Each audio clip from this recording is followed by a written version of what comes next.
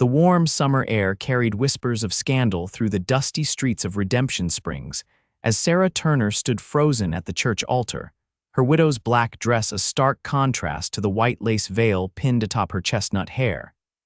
"You cannot marry again, Sarah."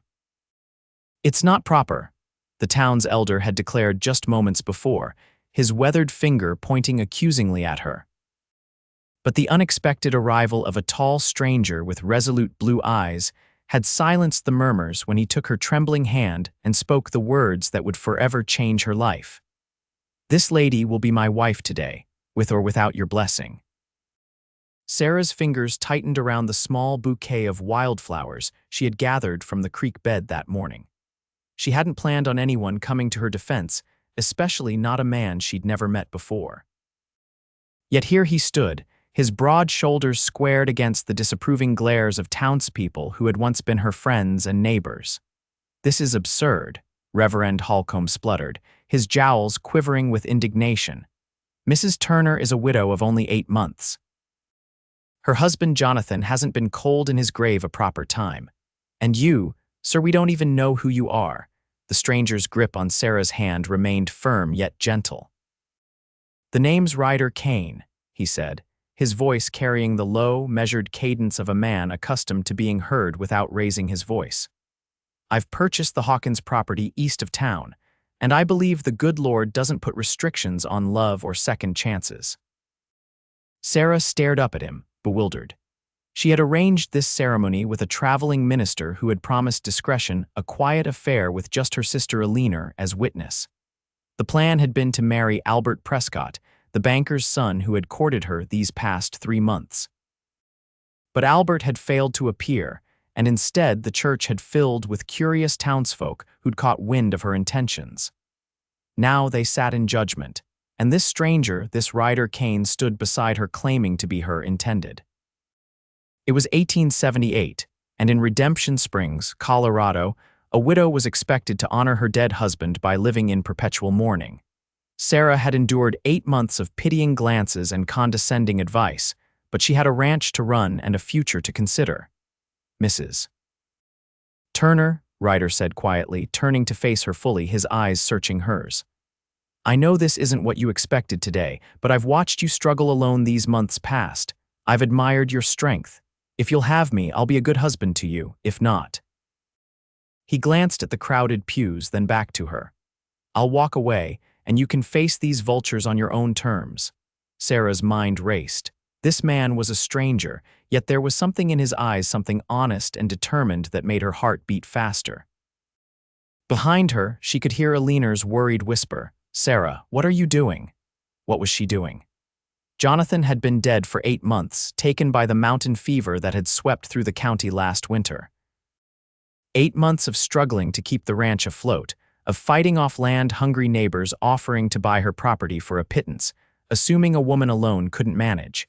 8 months of sleeping with a loaded shotgun beside her bed. "Mrs. Turner," Reverend Holcomb pressed, his patience wearing thin. "This is highly irregular. Perhaps you should reconsider this hasty decision and observe a proper period of mourning." The community expects me to wither away like a dried-up flower," Sarah interrupted, finding her voice at last. She straightened her spine, years of resentment bubbling to the surface. "Jonathan has been gone 8 months. I have a ranch to run and no help to run it." "I cannot live on air and propriety, Reverend." A murmur rippled through the church. Sarah turned to face Ryder Kane fully. "Why?" she whispered, too low for others to hear. "Why would you do this?" His eyes never wavered from hers. "Because no one should dictate how another person grieves or when they're ready to live again." In that moment, Sarah made her decision. It might be madness, but it felt like the first choice that had been truly hers since Jonathan's death. She squeezed Ryder's hand and turned to the traveling minister who had remained silent throughout the exchange. "Please proceed with the ceremony," she said clearly. The church erupted in shocked exclamations. Mrs. Whitaker, the butcher's wife and self-appointed guardian of town morals, stood up with a dramatic gasp. "This is an outrage, a mockery of marriage. Sarah Turner, your poor husband is dead," Sarah finished for her, her voice steady despite the hammering of her heart. "And I am alive." Ryder's hand tightened around hers, a silent message of support. The traveling minister, a thin man with kind eyes who had introduced himself as Reverend Graham, cleared his throat and raised his hands for silence. "If there are no legal impediments to this union, then I see no reason not to proceed," he said, his voice carrying surprising authority for his slight frame. "Marriage is a sacred covenant between two willing souls and God Almighty. The timing of such a covenant is between them and the Lord." The murmurs continued, but Reverend Graham opened his Bible and began the ceremony. Sarah stood in a daze, responding automatically when prompted, hearing Ryder's deep voice echo her vows. When it came time for the ring, she expected the ceremony to falter. Surely this impromptu groom wouldn't have a ring. But Ryder reached into his vest pocket and produced a simple gold band. "It was my mother's," he whispered as he slid it onto her finger. It was slightly too large, but Sarah closed her hand around it, feeling the weight of what she had just done settle upon her. "By the power vested in me, I now pronounce you man and wife," Reverend Graham declared. "You may kiss your bride." Ryder hesitated, his eyes questioning. Sarah gave a slight nod, and he leaned down to press his lips briefly against hers, a chaste kiss that nonetheless sent a surprising warmth through her body. As they turned to face the congregation, Sarah caught sight of Albert Prescott slipping in at the back of the church, his face pale with shock. Their eyes met briefly before he turned and hurried back out the door. Whatever explanation he might have had for his tardiness no longer mattered. "Mrs. Kane," Ryder offered his arm. "Shall we?" Sarah took his arm, feeling the solid strength beneath his jacket. They walked down the aisle together, past the shocked and disapproving faces of the townspeople she had known all her life. Eleanor hurried after them, confusion written across her features. Outside on the church steps, the bright Colorado sunshine seemed to mock the gravity of what had just transpired. Eleanor caught up to them, grabbing Sarah's arm. "Have you lost your mind?" she hissed. "You've just married a complete stranger." Sarah looked at Ryder, who had stepped a respectful distance away to give the sisters a moment of privacy. "Not a complete stranger," she said, realizing it was true. She had seen him around town these past weeks, had noticed him watching her from a distance. She had assumed he was just another curious onlooker, fascinated by the widow trying to make her way alone. "The wedding carriage is waiting," Ryder called, gesturing to a handsome buggy with a matched pair of bay horses. "Your belongings?" "At home," Sarah replied. "I hadn't planned to." I thought Albert and I would return to my ranch after the ceremony." A shadow crossed Ryder's face at the mention of Albert, but he nodded. "Then let's retrieve what you need from your place." Eleanor clutched Sarah's arm tighter. "Sarah, please, think about what you're doing." Sarah gently extracted herself from her sister's grip. "I already have, Eleanor. For 8 months, I've thought about little else but survival. This man has offered me a way forward. I'm taking it. But what do you know about him?" Sarah looked at Ryder again, taking in his tall frame the way he stood with quiet confidence. "I know he was brave enough to stand up to the entire town for me. That's more than anyone else has done." Eleanor's eyes filled with tears. "What about Albert? What about him? He wasn't here." Sarah kissed her sister's cheek.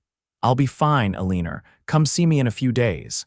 She walked to the carriage where Ryder waited, his hand extended to help her up. As she settled onto the leather seat, she was acutely aware of the stares from townspeople who had emerged from the church to witness the scandal unfold. Ryder climbed up beside her, took the reins, and with a gentle flick, set the horses in motion. They traveled in silence through town, the whispers and pointing following them like a wake behind a boat. "I expect you have questions," Ryder said finally as they turned onto the road that led to her ranch 5 miles outside of town. Sarah laughed, the sound brittle even to her own ears. "That might be the greatest understatement I've ever heard, Mr. Kane." "Ryder," he corrected gently. "I think we're well past formalities, don't you?" Sarah studied his profile as he guided the horses. He was handsome in a weathered way, with lines at the corners of his eyes that suggested he smiled often, though his expression now was serious. His dark hair was neatly trimmed, and his clothes, while not fancy, were clean and well kept. "Why?" she asked again, the single word encompassing all her confusion. Ryder was quiet for a long moment, his eyes on the road ahead. "I've been watching you," he admitted. "Not in a manner meant to frighten," he added hastily, seeing her stiffen. "I admired your determination. I saw how the town treated you with pity but not respect. When I heard talk that you planned to marry again and the disapproval that followed, it angered me. So you stepped in out of, what, a sense of justice," he smiled slightly. "Partially. But also because I've been looking for a reason to introduce myself to you for weeks. This wasn't how I planned it." "I should think not." Despite herself, Sarah felt a smile tugging at her lips. The absurdity of the situation was beginning to hit her. "So you've purchased the old Hawkins place?" Ryder nodded. 160 acres, good land, but the house needs work. "And you're a rancher?" "I was a Texas Ranger for 7 years. After the war, I drifted north, worked cattle drives, saved enough to buy my own spread." His hands were steady on the reins, his voice matter of fact. "I'm 34 years old, never been married before, don't drink to excess, and I don't raise my hand to women or animals." The simple declaration of character made Sarah study him with new interest. "That's good to know." They turned onto the dirt track that led to her ranch. The modest 2-story house came into view, with its wraparound porch and the barn beyond. It wasn't a grand place, but it had been home for the 5 years she'd been married to Jonathan. "Nice place," Ryder commented as he drew the horses to a stop. "Good water source, decent grazing." Sarah looked at him sharply. "I'm not selling if that's what this is about." Ryder's eyebrows rose. "That's not what this is about. I have my own land." He jumped down from the buggy and came around to help her down. "Sarah, I don't expect anything from you that you're not willing to give. This can be a marriage in name only if that's what you want. I saw a woman in trouble and offered help the only way I could think of in that moment." The sincerity in his voice made her throat tight. "And if I want to end this arrangement, then we'll find a quiet way to do so once the gossip dies down." He released her hand and stepped back, giving her space. "I'm not looking to trap you, Sarah." She nodded slowly, trying to make sense of her jumbled thoughts. "I should pack some things. Take your time, I'll see to the horses." Sarah walked up the familiar steps to her home, feeling as if she were in a dream. How had this day turned so completely upside down? She had woken expecting to become Mrs. Albert Prescott, a respectable widow remarried to a respectable man. Instead, she was Mrs. Ryder Kane, wife to a former Texas Ranger she had known for less than an hour. Inside, she moved mechanically through the rooms, gathering clothing and personal items. What did one pack when leaving with a stranger who was now one's husband? Her gaze fell on the silver-framed photograph of Jonathan that sat on her bedside table. She picked it up, studying the serious face of the man she had married at 18. They had been content together, if not passionately in love. Jonathan had been kind and steady, 14 years her senior. She had mourned him genuinely. But the truth she had barely admitted to herself was that after 8 months, her grief had settled into something more akin to loneliness and worry for her future than heartbreak. With careful hands, she wrapped the photograph in a shawl and placed it in her carpet bag. Whatever this new marriage was or would become, she wouldn't erase her past. When she returned to the porch, Ryder was waiting, having unhitched the horses and given them water. "I've fed your livestock," he said. "The chickens needed grain and I gave your milk cow some hay." Sarah blinked in surprise. "Thank you, that was thoughtful," he shrugged. "Just being neighborly." He nodded toward her bag. "Is that all you're bringing, for now?" "I don't know what you have at your place." "Not much in the way of furnishings," he admitted. "The Hawkins cleaned out most everything when they moved to California. I've been sleeping on a bedroll while I fix the place up." Sarah felt a flush creep up her neck at the mention of sleeping arrangements. Ryder seemed to sense her discomfort. "There are 2 bedrooms," he said quickly. "The second is small, but I can make it comfortable for you." She nodded, grateful for his understanding. "I'll need to make arrangements for the ranch. I have a hired hand, Tom, who comes 3 days a week to help with the heavier work, but we'll figure it out," Ryder assured her. "Your land is yours, Sarah. I'm not looking to take it from you." She studied him, trying to see beyond the handsome face to the man beneath. "I still don't understand why you're doing this." Ryder helped her back into the buggy before answering. "Maybe I was tired of watching another good person get beaten down by small minds." Maybe I saw something in you that reminded me there are still things in this world worth fighting for. He climbed up beside her and gathered the reins. Or maybe I just acted on impulse and haven't thought this through at all. The honesty startled a genuine laugh from her. Well, that makes two of us, I suppose. As they drove away from her ranch, Sarah felt a curious mixture of trepidation and something that felt almost like hope stirring in her chest. She had no idea what the future held with this man beside her, but for the first time in 8 months, she felt as if she might have a future worth contemplating. The sun was beginning to lower in the western sky as they approached Ryder's property. The old Hawkins place sat on a rise overlooking a creek, with mountains visible in the distance. The house was larger than Sarah's, a rambling 2-story structure with a wide front porch, but she could see what Ryder meant about it needing work. Several windows had boards across them, and the paint was peeling badly. It's not much to look at right now, Ryder said, a note of apology in his voice. But the bones are good, strong foundation, solid roof. The rest is just details. Sarah studied the house and the land beyond. Wildflowers dotted the rolling pastures, and the creek sparkled in the late afternoon sun. It's beautiful land, she said honestly. Ryder's face lightened at her approval. I thought so too. He guided the horses to a stop in front of the house and jumped down to help her. As her feet touched the ground, the reality of her situation hit Sarah anew. She was at a strange house with a man she barely knew, a man who was now her husband. Her legs felt suddenly unsteady. Ryder's hand on her elbow steadied her. One step at a time, he said quietly, as if reading her thoughts. Let me show you the house, and then we can figure out what comes next. Sarah nodded, grateful for his patience. She followed him up the porch steps and through the front door into a large, mostly empty room. The floors were hardwood, recently swept clean, but the walls were bare of decoration. A simple wooden table with 2 chairs sat in what must be the dining area, and a leather armchair was positioned near the stone fireplace. The kitchen's through there, Ryder pointed to a doorway. It's basic but functional. I've been making improvements each week. He led her through the house, showing her the kitchen with its iron stove, the study that currently held only bookshelves waiting for books, and then upstairs to the bedrooms. This is the master bedroom, he said, opening a door to reveal a spacious room with large windows. A simple bed frame stood against one wall, a new straw tick mattress rolled up on top of it. I haven't assembled it yet. I've been sleeping downstairs. Sarah nodded, noting the beautiful views from the windows and the potential of the space. Ryder moved to the next door and opened it. This would be your room, he said. It's smaller, but it gets good morning light. The room was indeed smaller, but it had a charm to it with its sloped ceiling and dormer window that looked out over the creek. Like the rest of the house, it was unfurnished. As I said, the Hawkins took most everything when they left, Ryder explained. I've been focused on fixing the roof and windows first. Furniture seemed less urgent when it was just me. It's fine, Sarah assured him.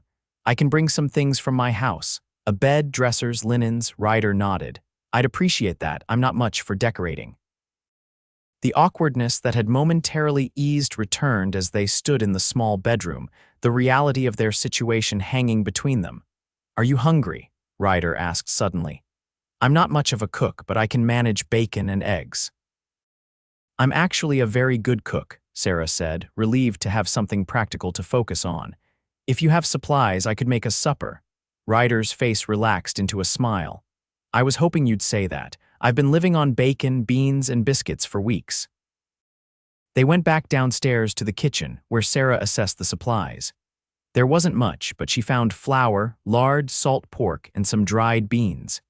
In a root cellar accessed through a trapdoor in the kitchen floor, she discovered potatoes and onions. This will do for tonight, she said, rolling up her sleeves.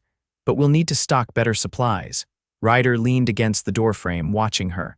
I'll ride into town tomorrow, get whatever you think we need. Sarah paused in her preparations. The whole town will be talking about us. Let them talk, Ryder said with a shrug. They would have talked about you regardless, either for remarrying too soon or for struggling alone. People always find something to disapprove of. You sound like you speak from experience, Sarah observed, measuring flour into a bowl for biscuits. A shadow crossed Ryder's face. I've had my share of people judging without knowing the full story. He straightened. I'll get some firewood. The nights still get cool up here. While he was outside, Sarah worked quickly, finding a rhythm in the familiar tasks of cooking. By the time Ryder returned with an armload of wood, she had biscuit dough ready and beans simmering with salt pork.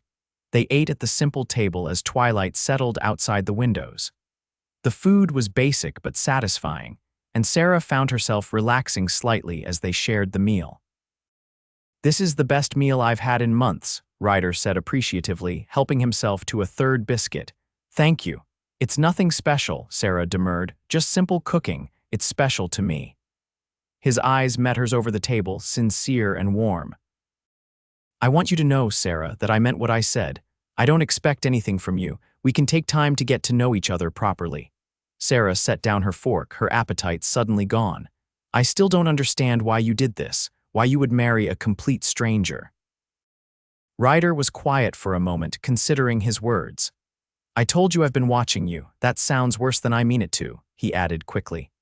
"What I mean is, I've noticed you around town, the way you carry yourself, the dignity you maintain despite how people treat you. I admired that."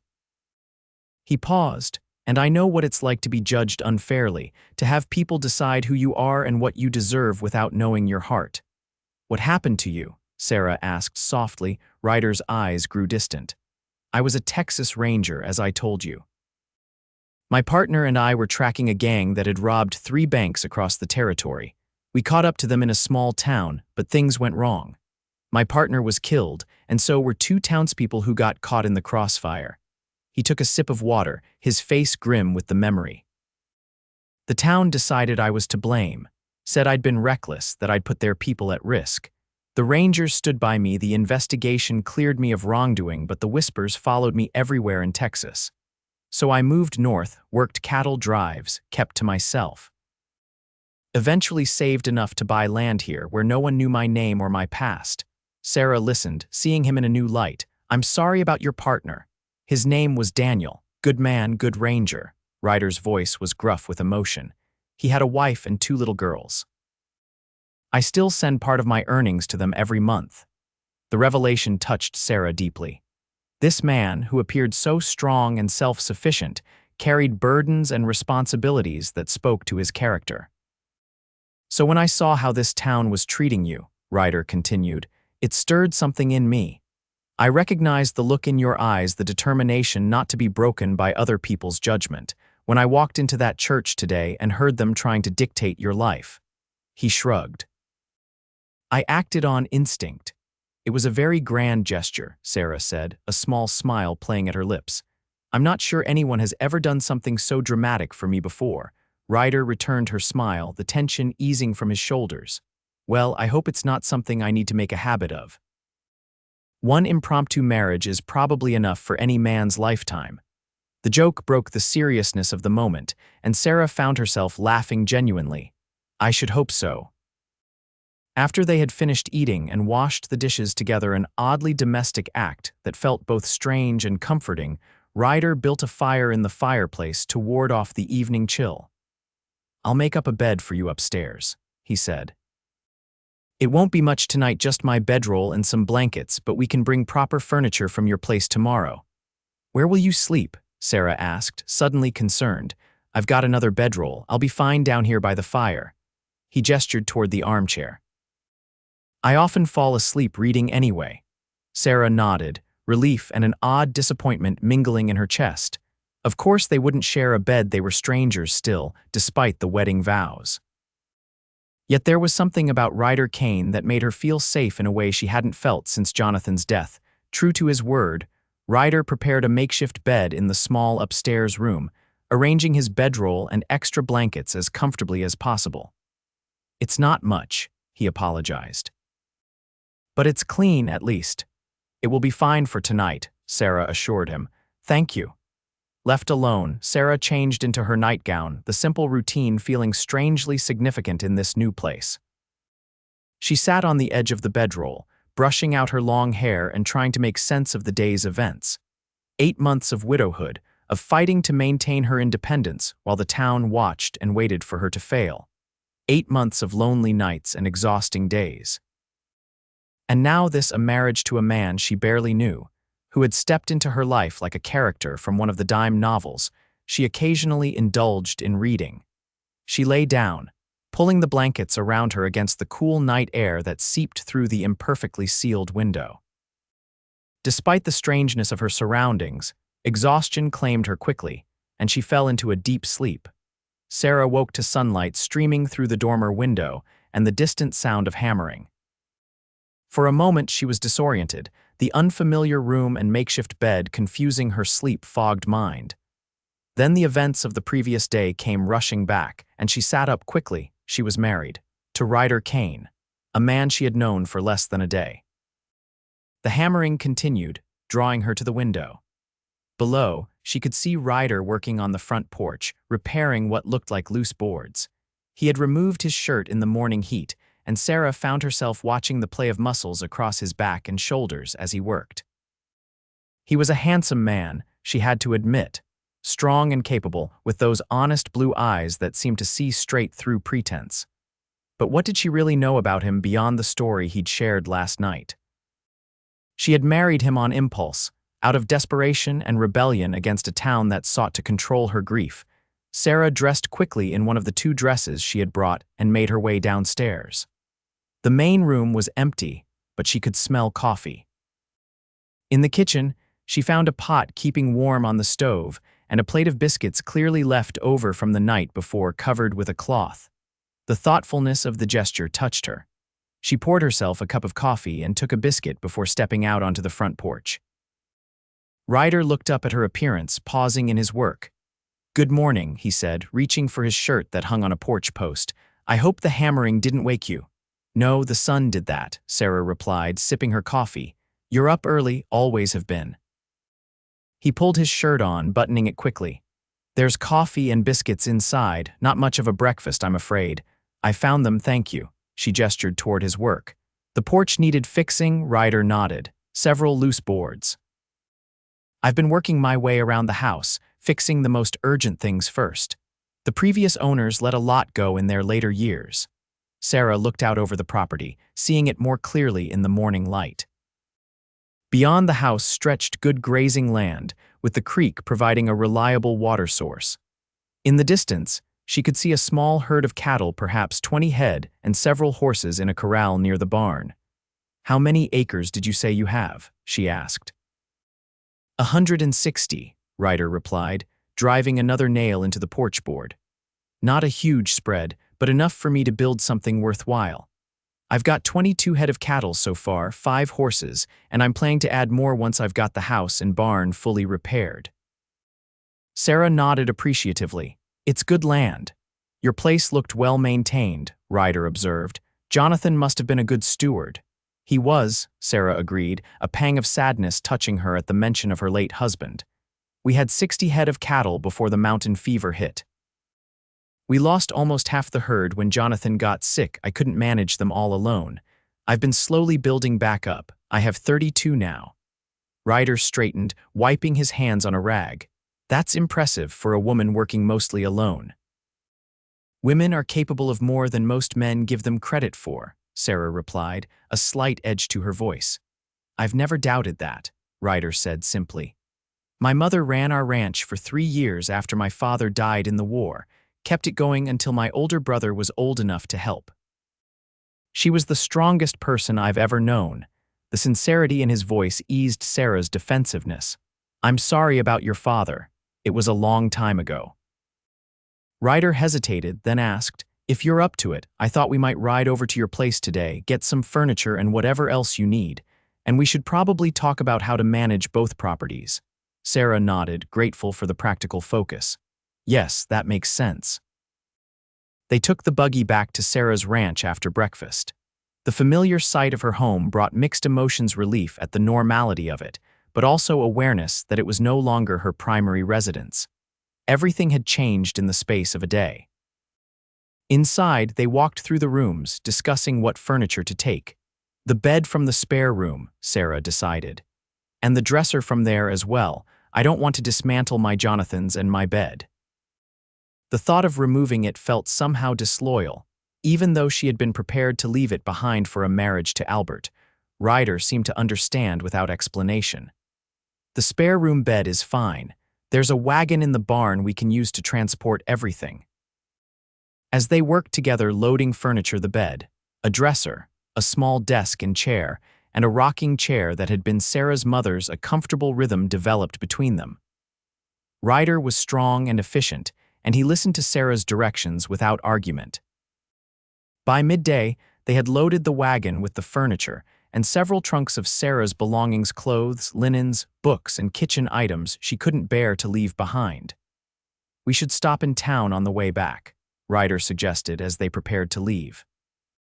"I need supplies, and you probably want more than just the 2 dresses you brought." Sarah hesitated. "The town will be buzzing with gossip. Better to face it head-on," Ryder said. "Let them see we have nothing to hide or be ashamed of." His confidence bolstered her courage. "You're right. And I do need more things if I'm to live at your place." "Our place," Ryder corrected gently. The simple statement sent an unexpected warmth through Sarah. She had married this man in name only, as a way to defy convention and secure her independence. Yet here he was, already speaking of shared ownership and partnership. When they arrived in Redemption Springs, the reaction was immediate. People stopped on the boardwalks to stare as Ryder guided the wagon down Main Street. Whispers followed them like shadows. "Let me help you down," Ryder said, pulling the wagon to a stop in front of the general store. He jumped down and offered his hand, his eyes holding hers steadily. "Remember, head high, we have nothing to be ashamed of." Sarah took his hand, drawing strength from his certainty. As her feet touched the ground, she became acutely aware of the eyes watching them from every direction. She adjusted her bonnet and squared her shoulders, determined not to show any sign of doubt or regret. Inside the general store, Mr. Simmons, the proprietor, eyed them with barely disguised curiosity. "Mrs. Turner," he began, then corrected himself with a significant glance at Ryder. "I mean, Mrs. Kane, what can I do for you today?" "We need supplies, Mr. Simmons," Sarah said, her voice clear and calm. "Flour, sugar, coffee, salt, and a side of bacon to start." "And a keg of nails," Ryder added. 6 penny and 8 penny. I'm still working on repairs to the house." Mr. Simmons nodded, his eyes darting between them. "Heard you 2 got married yesterday. Quite the surprise to everyone." "Yes, well, the heart has its own timing," Sarah replied, the words feeling strange on her tongue. But she lifted her chin, meeting his gaze directly. "We'll also need some fabric. I need to make curtains for the windows." As Mr. Simmons gathered their supplies, the bell over the door jingled, and Sarah turned to see Alina entering the store. Her sister's eyes widened at the sight of them, relief and confusion warring on her face. "Sarah, I've been so worried. I came by your place this morning, but you were gone." Sarah moved to embrace her sister. "I'm fine, Alina. We were just loading some of my things to take to Ryder's, our home." Alina's gaze shifted to Ryder, who had respectfully stepped back to give the sisters space. "Mr. Kane," she acknowledged stiffly. "Mrs. Prescott," he replied with a nod, and Sarah realized with a start that her sister was married to Albert's older brother, James. The connection to Albert, the man she had intended to marry, suddenly felt awkward. "Could I speak with my sister alone for a moment?" Alina asked, her tone making it clear it wasn't really a question. Ryder nodded. "I'll finish up with Mr. Simmons." He moved toward the counter, giving them privacy. Alina pulled Sarah toward the fabric section of the store. "What were you thinking?" she whispered urgently.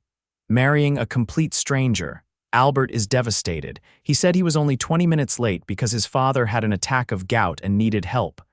Sarah felt a pang of guilt, quickly suppressed.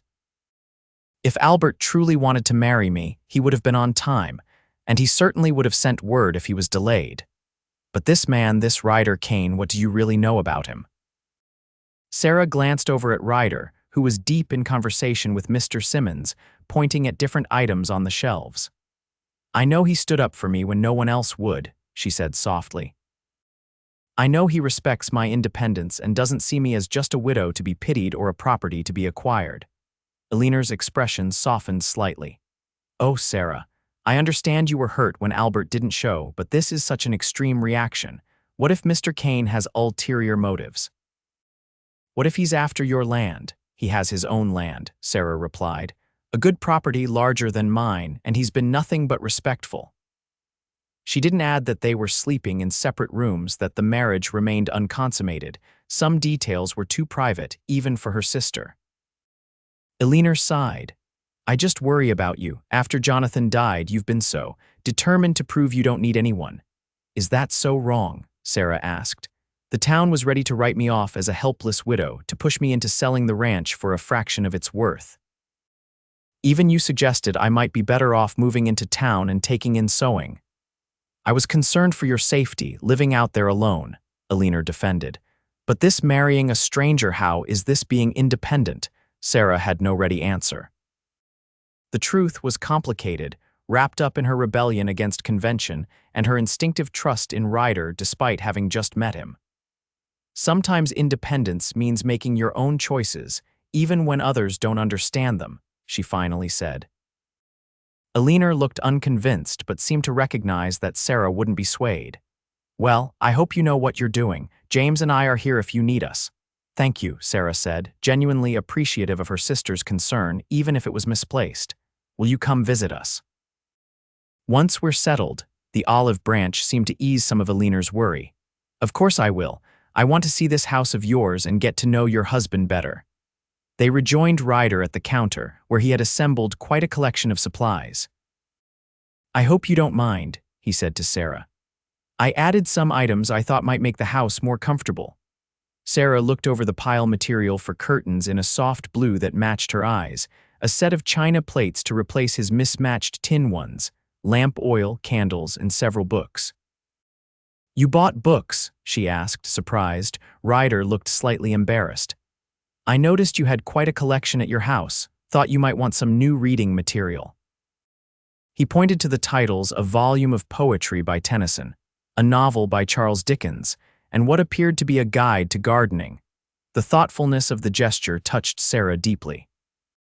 Jonathan, for all his good qualities, had never quite understood her love of reading, viewing it as an impractical distraction from ranch work. Thank you, she said softly. That was very considerate. Mr. Simmons cleared his throat, clearly fascinated by the interaction between the newlyweds. That'll be $12.47, Mr. Kane. Ryder paid without comment, and together they carried the packages out to the wagon. Elinor followed them out, still looking concerned but less hostile. Sunday dinner, she said decisively. You'll both come to our house this Sunday after church. James will want to meet his new brother-in-law properly. Sarah glanced at Ryder, who nodded. We'd be pleased to accept, he said smoothly. 1 o'clock, Elinor specified. Don't be late. The pointed reference to Albert's tardiness was not lost on Sarah. After Elinor had gone, Ryder helped Sarah up into the wagon. She's protective of you, he observed as he climbed up beside her. She means well, Sarah sighed. She just doesn't understand why I would marry you instead of waiting for Albert. Ryder was quiet for a moment as he guided the horses back onto the main street. Do you regret it? He asked finally. Marrying me instead of him? Sarah considered the question honestly.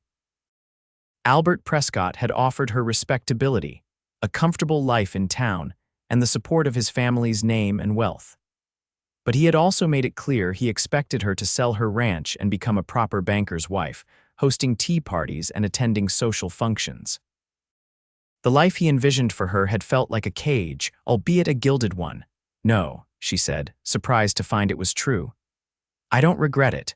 The smile Ryder gave her in response warmed something deep inside her that had been cold for too long. The days that followed fell into a rhythm that surprised Sarah with its ease.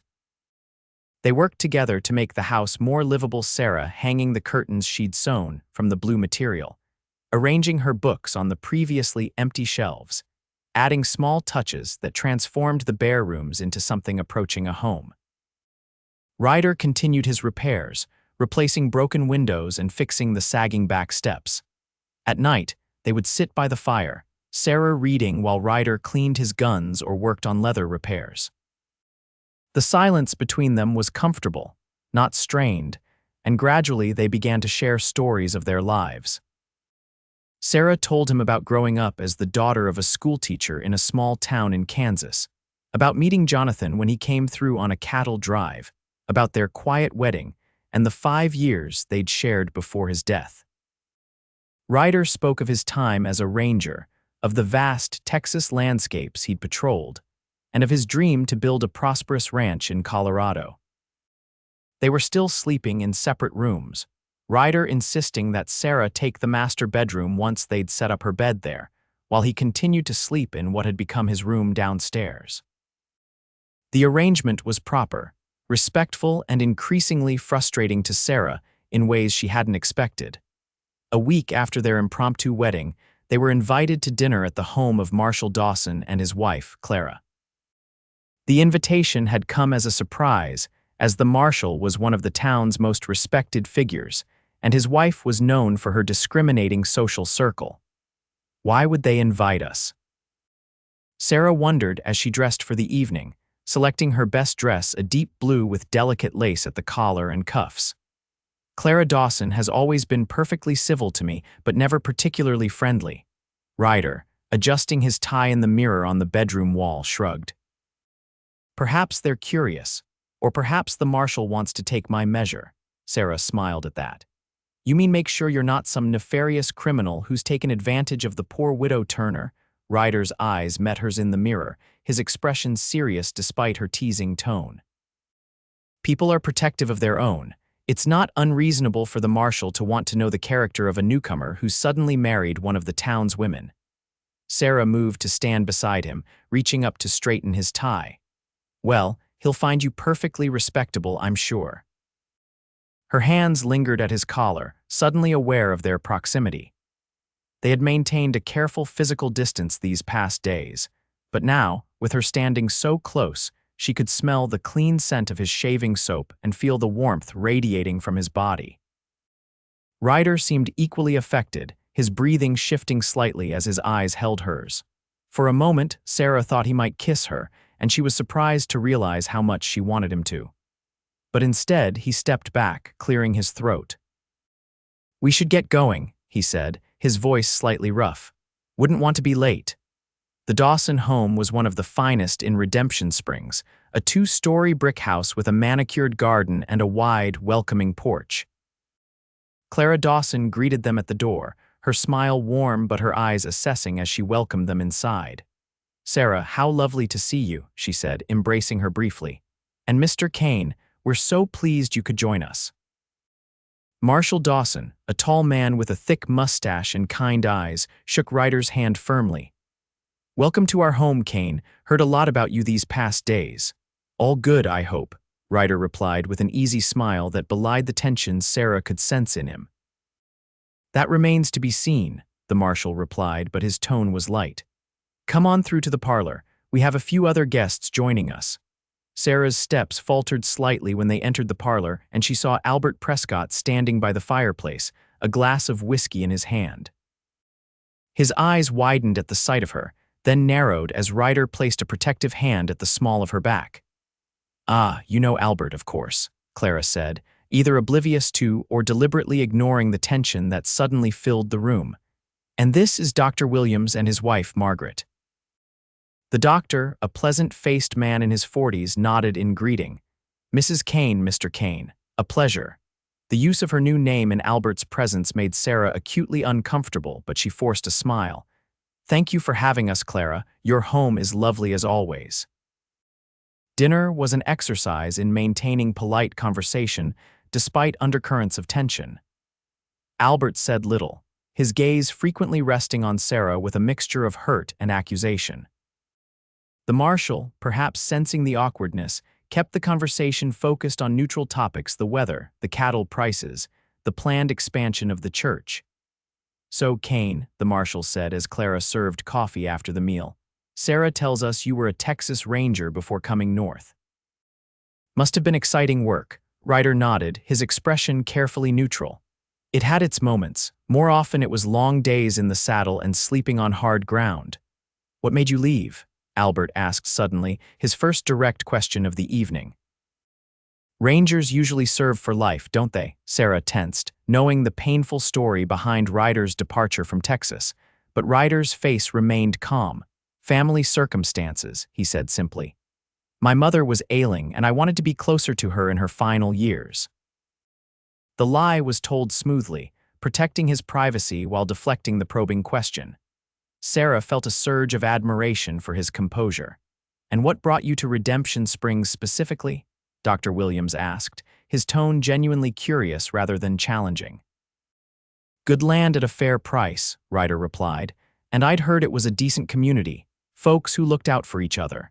He glanced at Sarah, his expression warming. "I found that to be true in ways I hadn't expected." The sincerity in his voice made Sarah's heart flutter strangely. It was becoming increasingly difficult to remember that theirs was a marriage of convenience, born of impulse and defiance rather than love. As the evening drew to a close, and they prepared to leave, Albert approached Sarah while Ryder was engaged in conversation with the marshal. "You didn't even wait to hear my explanation," he said quietly, hurt evident in his voice. 20 minutes late, Sarah. 20 minutes and you married another man." Sarah met his gaze steadily. "It wasn't about your tardiness, Albert. It was about the life you wanted for me, a life that required me to give up my independence, my ranch, my very identity as anything other than your wife. I would have suffocated in that life." Albert's expression hardened. "And this stranger, this drifter with a mysterious past, he offers you something better." "He offers me partnership," Sarah said, the realization crystallizing as she spoke the words. "He sees me as I am, not as something to be molded into a proper banker's wife." Albert shook his head, disbelief written across his features.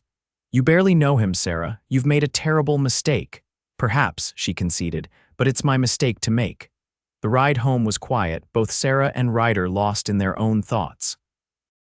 The moon was high, casting silver light across the landscape as they traveled the now familiar road to their ranch. "Albert still cares for you," Ryder observed finally, breaking the silence. Sarah sighed. "He cares for the idea of me. The widow who needs saving, who would be grateful for his protection and position." "And that's not what you want." "No," Sarah said firmly. "I want—" She hesitated, uncertain how to articulate what she was beginning to feel. "I want a life where I'm valued for who I am, not pitied for what I've lost." Ryder nodded, his eyes on the road ahead. "You deserve that." They lapsed into silence again until they reached the ranch. Ryder helped Sarah down from the buggy, his hands strong and warm at her waist.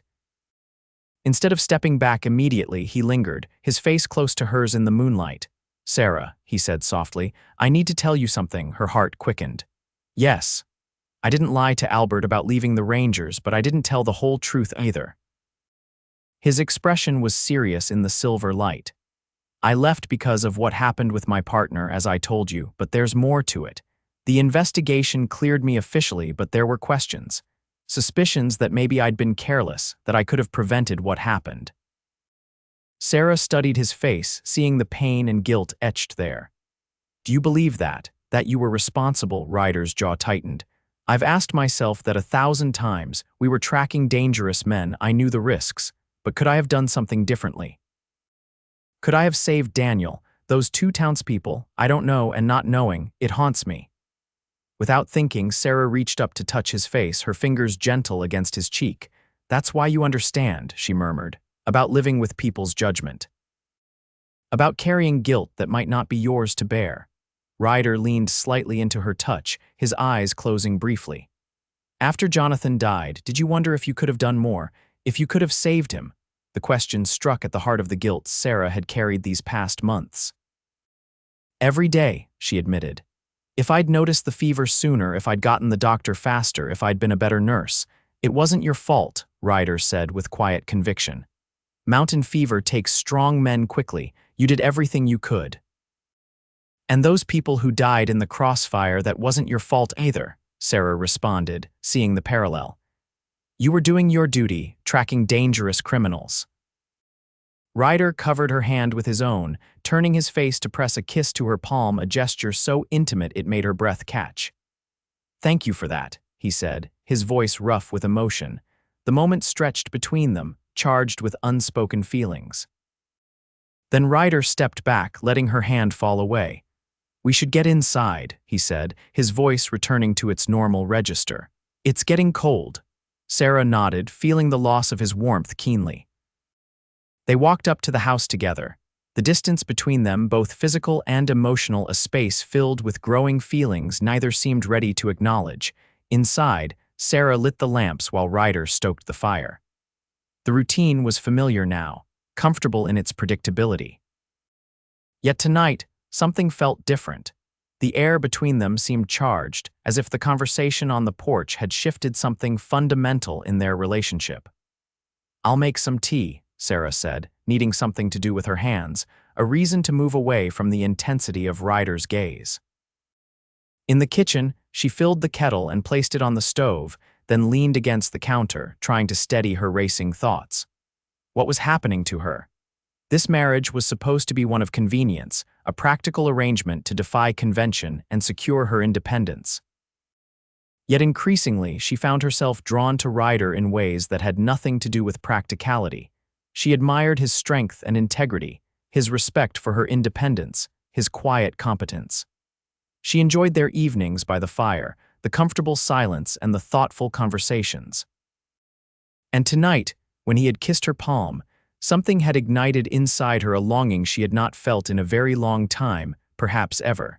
The kettle's whistle startled her from her thoughts. She prepared the tea and carried the tray back to the main room, where Ryder had settled in his usual chair by the fire. He looked up as she entered, his face softened by the firelight. "Thank you," he said as she handed him a cup. Sarah sat in her rocking chair across from him, cradling her own tea. "Ryder," she began, then faltered, unsure how to express the thoughts swirling in her mind. "Yes," he prompted gently when she didn't continue. "I've been thinking about our arrangement," she said carefully. "About this marriage." Ryder's expression grew guarded, having second thoughts. "No," Sarah said quickly. "No, not at all, in fact, quite the opposite." She took a deep breath. "I'm grateful for what you did stepping in at the church that day, but I wonder if perhaps we've been too cautious with each other." Ryder set his tea aside, his full attention on her now. "What are you saying, Sarah?" "I'm saying that I've come to care for you," she said, the words rushing out before she could lose her courage. "More than I expected to. More than makes sense, given how little time we've known each other. And I wonder if you might feel the same." The silence that followed her declaration seemed to stretch forever, though it was probably only seconds. Then Ryder stood and crossed to her chair, kneeling before her and taking her hands in his. "Sarah," he said, his voice low and intense, "I've been falling in love with you since the first time I saw you in town, holding your head high despite the whispers and stares. I stepped into that church because I couldn't bear to see them hurt you, yes, but also because I was selfish enough to want a chance to know you, to be near you." His confession stole Sarah's breath. "Why didn't you say anything?" "I didn't want you to feel pressured or obligated," Ryder explained, his thumbs tracing circles on her palms. "You agreed to this marriage for your own reasons, and I respected that. I was prepared to wait, to give you time to decide if you could ever feel more for me than gratitude or friendship." Sarah set aside her tea and raised her hand to his face, tracing the strong line of his jaw. "I feel far more than gratitude, Ryder Kane." Ryder turned his face to kiss her palm again, as he had done outside, but this time his eyes remained open, watching her reaction. Then slowly, giving her every opportunity to pull away, he leaned forward and pressed his lips to hers. The kiss was gentle at first, questioning, but when Sarah responded, her hands sliding into his hair to draw him closer, it deepened into something more urgent. When they finally broke apart, both were breathing heavily. "Sarah," Ryder murmured, resting his forehead against hers, "are you sure about this, about us?" "I'm sure," she whispered. "I want a real marriage, Ryder, with you." He drew back slightly to look into her eyes, as if searching for any doubt or hesitation. Finding none, he smiled, a smile so full of joy and promise that it made Sarah's heart swell. "Then come to bed, wife," he said softly, rising and offering her his hand. Not as strangers bound by convenience, but as husband and wife in truth. Sarah placed her hand in his, feeling as if she were stepping into a new life, one she had chosen fully, with her eyes and heart open. As Ryder led her upstairs to the bedroom that would now truly be theirs, she felt a sense of rightness, of coming home in a way she had never experienced before. Later, as they lay together in the darkness, Sarah's head resting on Ryder's chest, his heartbeat strong and steady beneath her ear. She thought about the strange path that had led her here. The grief and loneliness of widowhood, the struggle to maintain her independence, the impulsive decision to marry a stranger who had defended her honor, all of it had brought her to this moment of unexpected happiness. "What are you thinking?" Ryder asked, his fingers gently combing through her hair. "I'm thinking that sometimes life's strangest turns lead us exactly where we need to be," Sarah replied, pressing a kiss to his chest. "And I'm thinking that I'm very glad you walked into that church when you did." Ryder's arms tightened around her. "So am I, Sarah, so am I." As winter approached, Sarah and Ryder settled into the rhythms of ranch life together. They established a routine for managing both properties, riding to Sarah's ranch several times a week to check on the livestock and make sure Tom, the hired hand, was keeping up with the work. They discussed eventually combining their herds and lands, but for now, maintaining them separately made sense. Word of their unorthodox marriage had spread throughout the county, but the scandal had diminished as people observed the obvious affection between them. Even Alina had come to accept Ryder, especially after seeing how happy Sarah was. Sunday dinners at Alina and James's home became a regular part of their lives, and gradually, Sarah found herself welcomed back into the social fabric of Redemption Springs, not as the pitiful widow to be helped, but as Mrs. Kane, half of a respected ranching couple. Albert Prescott had left town shortly after the dinner at the Dawsons, accepting a position at his uncle's bank in Denver. Sarah had felt a mixture of guilt and relief at his departure, hoping he would find happiness elsewhere. On a crisp November morning, Sarah stood on the porch of their home, watching as Ryder worked with a young colt in the corral. The mountains in the distance were already capped with snow, and the air held the promise of the winter to come. She pulled her shawl tighter around her shoulders, her hand resting briefly on her abdomen, where the first subtle signs of new life were making themselves known. She hadn't told Ryder yet about the baby. She was waiting for the right moment, wanting to be certain before sharing news that would change their lives forever. But watching him now, his gentle patience with the skittish colt, the strength and kindness that defined him, she knew he would be a wonderful father. 3 months into their marriage, Sarah could scarcely remember the life she had lived before. The loneliness and struggle of widowhood seemed like a distant memory, replaced by the warmth and partnership she had found with Ryder. They worked side by side during the days, building their ranch into something they could be proud of. And at night, they shared the deep connection of two people who had found in each other not just passion, but understanding and respect. Ryder looked up from his work with the colt, catching sight of her on the porch. His face broke into a smile that still made her heart skip a beat, and he raised a hand in greeting. Sarah waved back, thinking of all the turns her life had taken to bring her to this moment. They had told her a widow could not marry twice, that it wasn't proper, wasn't respectful, wasn't right. But standing here now, watching her husband work in the golden November light, Sarah knew that sometimes the most improper decisions led to the most perfect outcomes. And when Ryder finished with the colt and walked toward the house, his eyes warm with love as they met hers, she knew she would soon tell him about the new life growing inside her, the newest chapter in a story that had begun with a stranger taking her hand at the altar, and had grown into the greatest love she had ever known. The years passed, seasons turning with the predictable rhythm that governed ranch life. Sarah gave birth to their first child, a son they named Daniel after Ryder's fallen partner, on a snowy night in late April. Dr. Williams had been unable to reach them due to the spring blizzard that had descended suddenly on the mountains, leaving Ryder to deliver their child with only Alina's hastily offered advice, shouted through the howling wind, when she and James had managed to reach the ranch ahead of the worst of the storm. Sarah had never seen Ryder so terrified as he was that night, his hands trembling as he helped bring their son into the world. But when the baby's lusty cry had filled the room, his face had transformed with a joy so pure it had brought tears to Sarah's eyes. "He's perfect," Ryder had whispered, placing their swaddled son in her arms, "just like his mother." The ranch prospered under their joint care. By the time Daniel was 2, they had combined their herds and lands, creating one of the most successful operations in the county. They hired more hands, built additional corrals and a new barn, and even added a wing to the house to accommodate their growing family. Their daughter, Margaret, arrived 2 years after Daniel, with less drama but no less joy. Sarah watched as Ryder doted on his children, teaching Daniel to ride almost as soon as the boy could walk, patiently answering Margaret's endless questions about the ranch, the animals, the stars, and anything else that caught her curious mind. 5 years into their marriage, the scandal of their hasty wedding was all but forgotten in Redemption Springs. They were simply the Kanes' respected ranchers, devoted parents, and an example of a partnership based on mutual respect and genuine love. On the morning of their 5th anniversary, Sarah woke to find Ryder already gone from their bed. A note on his pillow directed her to dress and come to the stables when she was ready. Intrigued, she followed his instructions, finding him waiting with 2 saddled horses, the children. She asked, accepting the hand he offered to help her mount.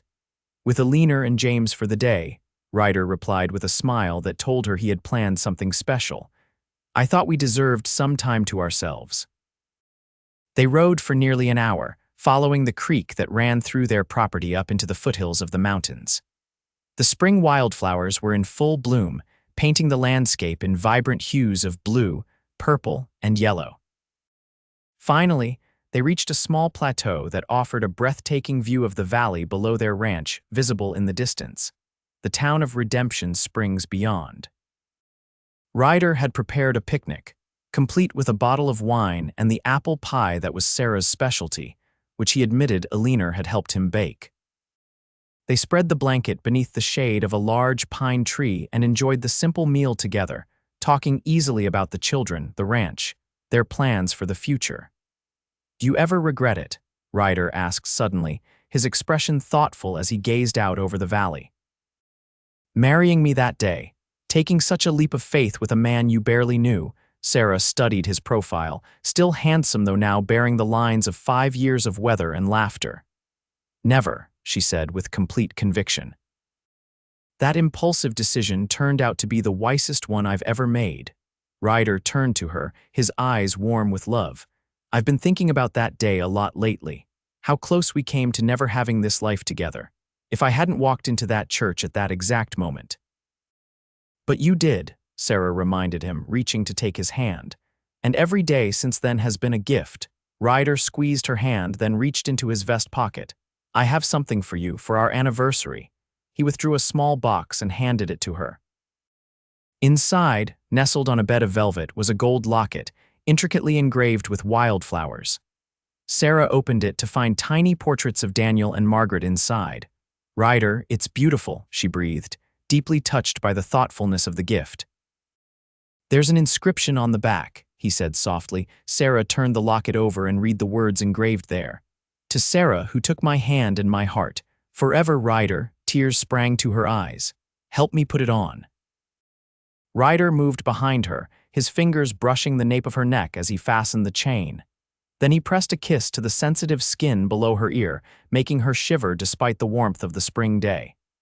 "I have a gift for you two," Sarah said, turning to face him.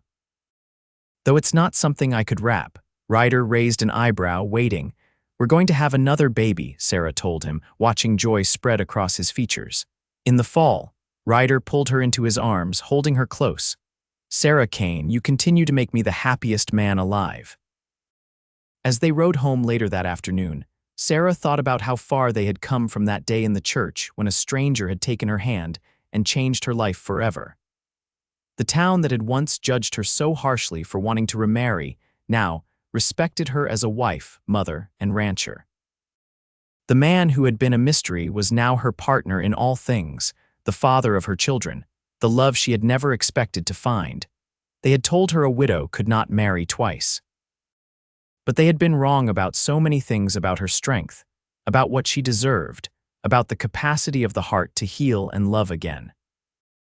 And as Ryder reached across to take her hand as they rode side by side toward home, Sarah silently thanked whatever fate or providence had brought them together, defying convention to find a love that would last a lifetime.